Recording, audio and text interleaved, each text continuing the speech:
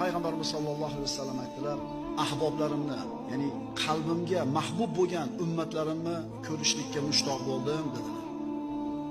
Sahobalar: axir biz sizni qalbingizga mahbub bo'lgan odamlar emasmizmi? Biz sizni habiblaringiz emasmizmi?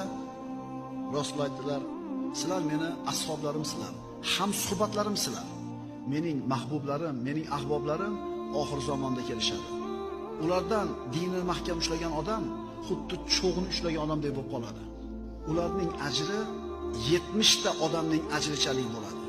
Sahobalar: ularning 70 tasining ajri bizni bittamizning ajrimizchalik bo'ladimi? Yoki ularning bittasining ajri bizni sahobalarning 70 tamizning ajrimizchalik bo'ladimi? Deganida ularning bittasining ajri sizlarning 70 talarda ajri bilan teng bo'ladi. Nimaga deb so'rash sahobalar. Aytdilarki, chunki sizlar haqning ustida yordamchilar bor. Men turibman